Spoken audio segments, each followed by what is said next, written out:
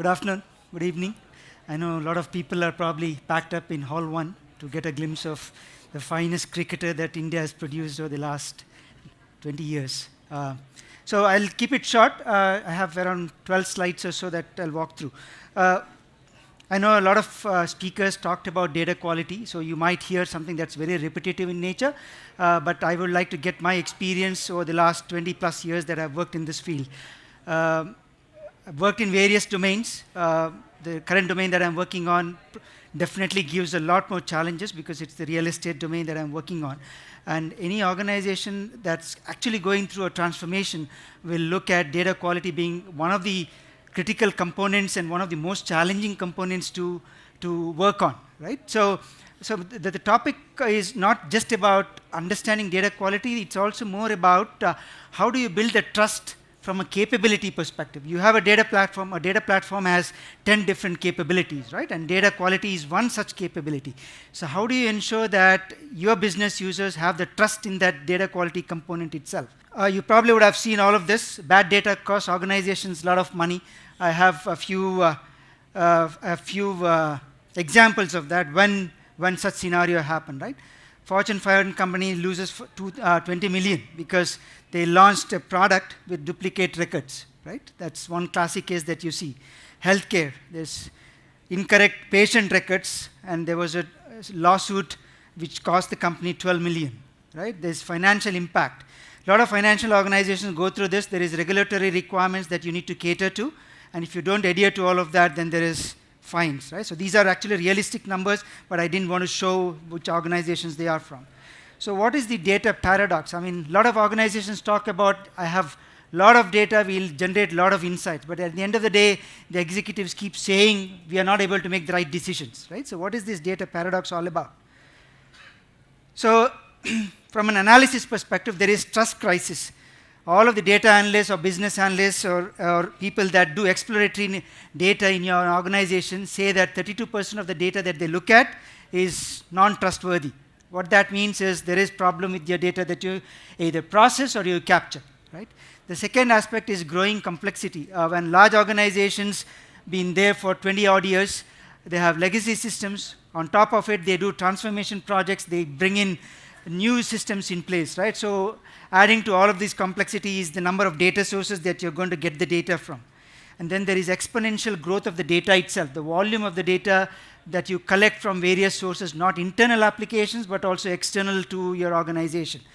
What I have not covered is one of the important aspects also is data quality actually doesn't get the visibility it needs to. If a company's online retail portal goes down, right, there is red alerts across the organization, but that's not the case with data quality. If data quality issues are there, yeah, we can fix it, we'll try to fix it, right? That's the answer that you get. But the underneath problem is this, right? You end up making wrong decisions, right? That's not something that the leadership team thinks about, right? So ensure that data quality is given the visibility that it needs to within the organization. The other aspect also is data quality is always thought about as a technical problem, right? When there is a data quality issue, it's given to the data engineers to fix it. Where is the business involved in all of this? We talk a lot about data management. We talk a lot about how business needs to be part of the data management aspects, right? So you need to have that culture where your business folks are also involved in your data quality decision making, right? So ensure that you do that. Now, what does the modern data quality crisis look like, right? So you probably are aware of these 6 pretty common dimensions that you see in data quality, right? Which is about, is your data accurate, right? If your data is accurate, you probably see the right numbers in terms of your data insights, right? Is your data complete? Am I actually capturing the data from across all of the sources to make the right decision, right? So you need to ensure that your analysis of your data landscape or the assessment that you do is pretty solid enough that you can make the right decision about the data.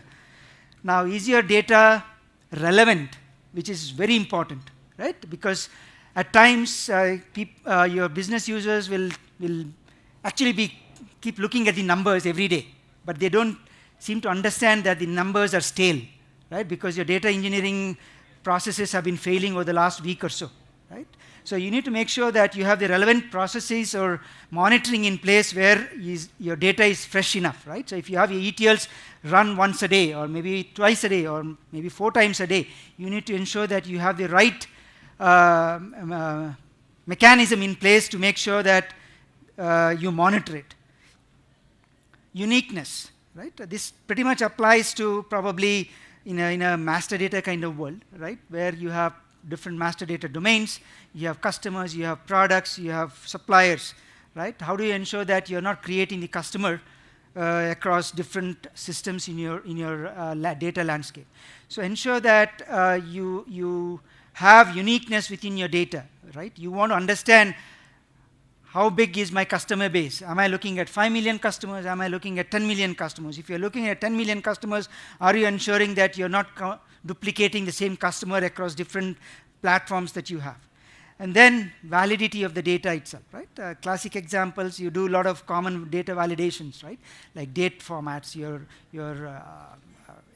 currency formats and all of that. So ensure that you all do the validity checks and all of that.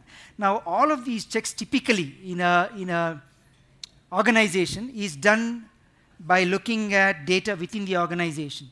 One of the key aspects that people also tend to miss is, can all of these validations be done through an external agency as well? Classic example today in India we do is Aadhaar. You put in your Aadhaar number, right? You don't validate it within your system. You actually send that data to the other platform to validate it.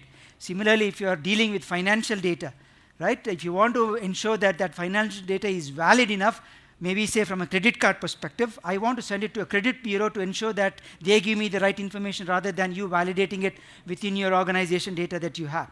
So look at ways of how you can ensure that all of these quality crisis that you have can also be validated by third-party vendors. Yes, there is a cost associated with it, but at the end of the day, it helps you garner more insights and accurate insights from the data that you have.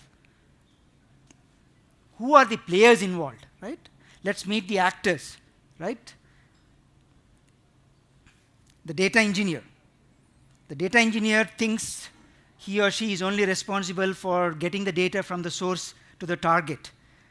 Data quality is not my responsibility or it's someone else's responsibility, right? At least that's what we are seeing over the last few years. Try to change that culture. The data engineer should be aware of what a data quality process looks like, what are some of the basic quality checks that he or she needs to incorporate into their entire pipelines. Now the next factor that we look at is data analyst. What is the role of a data analyst? He or she should be responsible for doing exploratory work on the data that you have, right?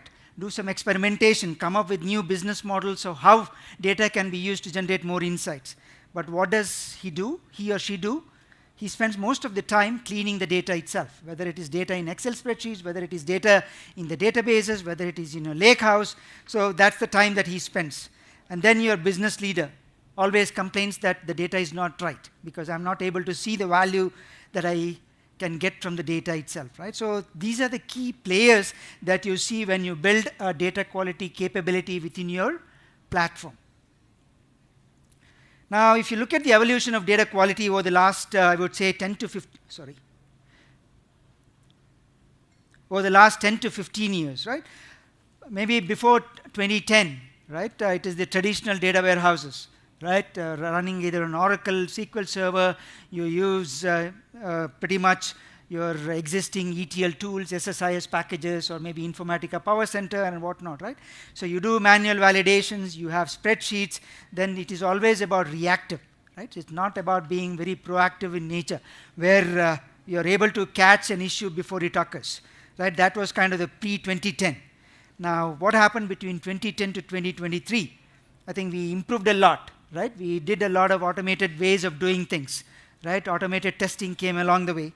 There were monitoring tools that help you catch some of these errors before it actually got escalated to senior leadership, right?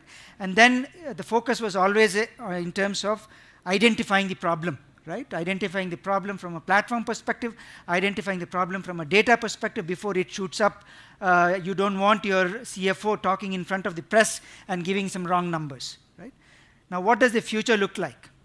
Future looks like quality by design, quality should be part of your decision making from an architectural perspective. Ensure that quality is there as a guiding principle. I think one of the speakers earlier talked about, I think under the design principles, governance and data quality. So ensure that data quality is part of your entire life cycle when you design your platform itself. Self-healing systems. What do I mean by self-healing systems?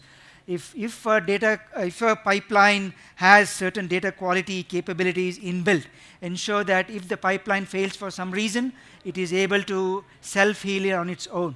Right? You don't want to have a manual intervention or just operations people just sitting in front of a monitor to restart that process or a job. Right? So you need to have intelligent self-healing in place so that the process restarts by itself, or what you hear is the next day the business users come and say, hey, the ETL failed, I'm not seeing the refreshed Power BI dashboard. Let it not happen. Right? And the last aspect is prevention focused. How do you ensure that the issue that happened last night reoccurs again? So ensure that prevention is the best medicine so that you or your data team can focus on something else. Right? So this is kind of the evolution that we have seen over the last few years. Futuristic, there are a lot of technology tools out in the market that help you with a lot of these aspects, which are mostly AI driven. I know there's AI buzzword in all of the tools that you see today, but I have a slide that actually talks about what features that you need to look at from a technology perspective, right? So let's ensure that we use the word AI in the right possible manner. Just like Mr. Kumble being one of the finest cricketers in his, over the last 20 to 25 years, right? It did not happen over probably a year or so, right? He has practiced a lot. Every day he wanted to see some continuous improvement, right? In how he bowls, in how he fields, in how he bats, how he becomes a team player. Similarly, data quality cannot happen overnight. So you need to have a continuous improvement of your data quality journey. So this is kind of the maturity path that a typical organization looks at, right? Level 1, it's always firefighting, right? Where you see it's always reactive. Probably this, you might see a lot of these in very early stage organizations. More mature organizations might probably be in level 3 or level 4. But level 1 is probably where it could be a startup, it could be a fintech, it could be an organization that's been maybe a year old or something, right? It's always about reactive and trying to set up the processes. Level 2, there is certain amount of data quality. Maybe there are certain rules, basic rules that you do. Maybe you do a null check, you maybe do a format check here and there, like a typical data engineer's mind, right? Probably that's the level that you look at. Managed quality. This is where I feel a lot of organizations today are at, where they have a clear-cut automated way of detecting data quality issues, and they also have some delineation in terms of who is the clear owner of this, either the process or the data itself. So I think it's more of an organization that is getting to a matured state from a data management perspective. Level 4, optimized quality.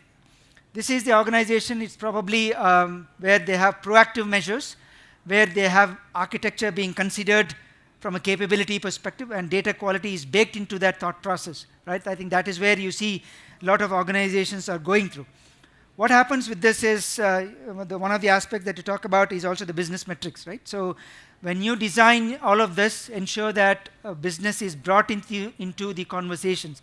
Let's not be an IT-driven organization where data quality is considered an IT aspect and not a business aspect, because ultimately it leads to business issues and wrong judgment. And then level 5, which is transformative quality, which I talked about, is organizations that are post 2024 onwards, where they have either self-healing systems or they are already using some kind of predictive mechanisms to predict that the data that I have, the processing that I have, I might foresee a problem 2 months from now, 10 months from now, a year from now, right? So they already are trying to look at those predictive capabilities. So I think from a maturity standpoint, organizations that are 3 and above should start looking at how do I get to level 5. I think that's where you will probably, I will not say that's where the buck stops, but at least you will be in a very matured state, and you can call yourself a data-driven organization. So what are some of the guiding principles from our data quality architecture, right? Validate at ingestion. Typically when you talk to people within an organization, they always talk about, I need to ensure that data quality is done at the source, right? What source are you talking about? Are you actually talking about the source of your business applications? Are you actually talking about the source from where you are ingesting the data, right? If you are doing a greenfield project and you are buying a new application or building a new application, yes, you can do data quality at the source. But when you're talking about organizations that have been there for 10 to 15 years, it's a mix of legacy and new applications, right? There's always a tendency to look at risk aspects if I'm going to touch a system that's built 15 years ago. So there's no point in going back and saying I implement data quality in those systems. Forget about that. That's not going to happen, right? So let's be very realistic. So at least in those scenarios, yes, one of the options that you have is when you ingest the data, let's ensure that it doesn't come into my platform. It doesn't at least reflect in bad judgment, right? So let's stop bad data coming into the door, at least from a data platform standpoint. Monitor in transit. So as I said, let's try to build self-healing systems. So it's not just about building an ETL pipeline where you have a source and a target and doing a data source mapping. That's not what we are looking at. You need to build self-healing systems where if your process fails, it has to have the restart capabilities from where the point of failure happened. And it also needs to ensure that data quality is baked into the framework itself, right? There are I have a slide that I'm talked in terms of a reference architecture as well. Data quality needs to be done at different phases of that journey in your ETL pipelines. It's not just about doing once and you're done, right? So classic example today, a lot of organizations follow the medallion architecture, and I will talk about it in a while. The next is maintaining lineage, right? So you need to know from where the data came from, who changed it, who are the users and all of that, right? So let's ensure that with good data quality also comes several other peripherals around it. One is data lineage. Your business wants to know, you as a data engineer would like to know where this data came from, right? From an architecture perspective, if you want to showcase what data landscape that you have to your business users, data lineage becomes very important. Alert and anomalies. Apart from data quality, today one of the core aspects or capability that people are looking at is called as data observability. Right? It's not very close to data quality, but it is certain aspects of data quality itself. Right? Data observability gives you the essence of doing analytics to detect anomalies. Assuming that, say, you have a dashboard that gives you sales revenues. Right? Today you see a number of 10 million, maybe a week from now you see a number of 15 million, and maybe a month from now you see exponential 150 million. Right? So you see an exponential increase of 10 times. Right? You tend to see, was there something seasonal because that's why the revenue increased, or was there a problem? Right? So you need to be able to catch these anomalies, and data observability platforms today have those capabilities to do those analytics. Right? So try to inculcate data observability as an aspect within your platform, and detection and notifying is by default. Right? It is not an afterthought. It's not that you have data quality capability and then I will think about putting together alerts, notifications. No. It's a no-no. Let's have it right from day one. So what are the data quality architecture frameworks? Right? Quality at the source. So as I said, validate at ingestion. Right? The second aspect is there is a newer concept that's been talked about over the last couple of years, which is about data contracts. Right? It's a fancy word, I would say. People have been doing this in the past. If you have done APIs and all of that, there is always a schema validation that you do. So data contracts are very similar. It's a structure to it, whether it is an XML, JSON. The only thing that has been added to these data contracts is more about defining your SLAs and all of that. Right? So your service level agreements are baked into these data contracts, so that if you are consuming a data from another source, you need to ensure that the source is responsible if the data is in a bad condition. Right? It's not the platform issue, it is someone else's issue, but that needs to be captured within your data contracts. So the data contract helps you with ensuring you build a structure in terms of how you ingest the data, because tomorrow if you have an attribute that's defined in a certain data in a certain format and someone changes it to another format, you need to ensure that it's recorded, right? And these data contracts will help you with that. And then the source assessment. Let's ensure that you do a right assessment of your sources, and I will talk about what kind of assessments that you can do. End-to-end observability, I talked about it from a data observability standpoint. These anomaly detecting tools help you with that. Metadata management, crucial from a data quality standpoint. If you want to have good data quality, you need to have a foundational metadata layer, right? So the metadata layer will help you with running data quality checks. It helps you with doing a lot of automations. It helps you with doing a lot of automations baked into your DevOps pipelines as well. Quality metrics, as I said, quality metrics needs to be part of your data quality framework, because at the end of the day, someone wants to see what my data quality metrics look like. I want to understand what my accuracy level is. I want to know what my validity levels are and all of that, right? So you need to have good metrics around it. Automated enforcement. Let's ensure that this is at an advanced stage, where if you are in level 4 or level 5, as part of your DevOps culture, also ensure that you inculcate data quality testing as part of your DevOps. Today, a lot of tools can integrate with SonarQube and all of those. Let's ensure that you integrate with those, right? From a quality code perspective, you're doing quality testing of your code. Let's also do quality testing of your data as well, right? So there are a lot of frameworks available to do that. That's where the quality gates come in. Quality culture, right? So most important is, if you don't have that culture, nothing works, right? If you always start complaining that I don't have this, I don't have that, nothing will work. So define a clear ownership, define clear SLAs in terms of how you want to measure data quality from an organization perspective, and then the business metrics will follow that. If you have this culture, you have a good defined metrics coming out of your platform itself. And this is kind of the reference architecture that I typically will give to any organization, which typically follows a medallion architecture that you probably are all familiar with, right? So you have the bronze, silver, gold, you have the source systems. So when data moves from your bronze to silver, you need to have one data quality check being done, right? That's the first gate to understand how the data in the sources are, right? So you capture your data quality metrics, and then when data moves from silver to your gold layer, that's where your standardization happens. You do the enrichment, you do a lot of these external checks if you would like to, right? And then you have the data in your aggregated layer, which is your gold. So I would recommend you do a data quality check there as well to understand how the data looks after your enrichment, right? And then once you have both of that, then you have a data quality dashboard that gives you a before image of how the data was in my source, and then an after image of how the data was processed from silver to my gold layer, right? So I think my experience has always been that I followed this. It has worked pretty well.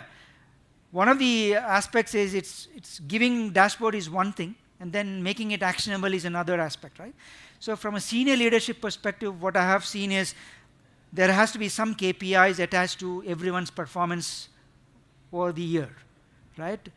From a data engineer perspective, I need to ensure that I have a KPI for the data engineer to say, I have 10% of your performance management for building a pipeline with data quality capabilities.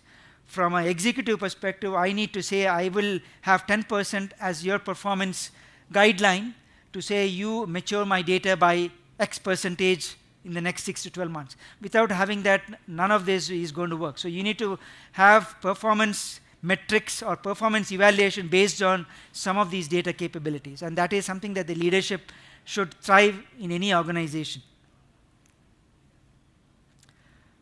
How do you implement your data quality? Look at the technology stack. I know I'm running out of time, I have a minute.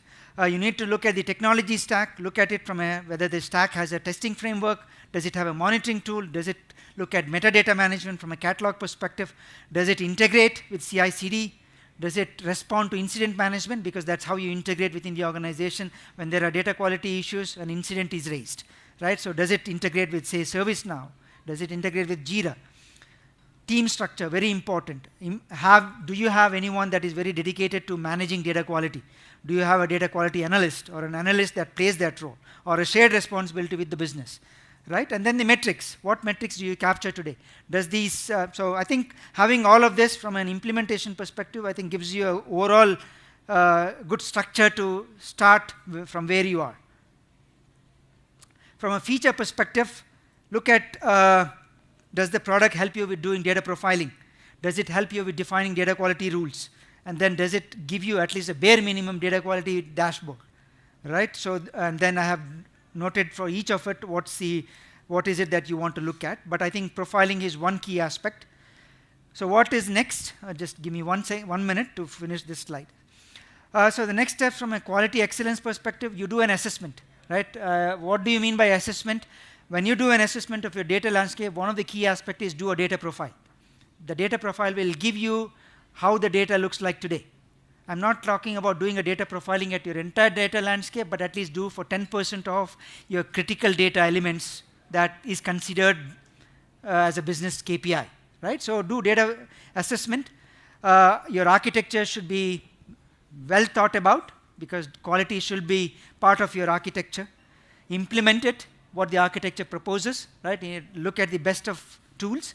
There are enterprise-grade tools, there are open-source tools, there are semi-open source tools, right? So there are a lot of tools out in the market, and then start measuring your impact of quality improvements over a period of time. My experience, it takes good 12 to 18 months to get to level 1 to level 3.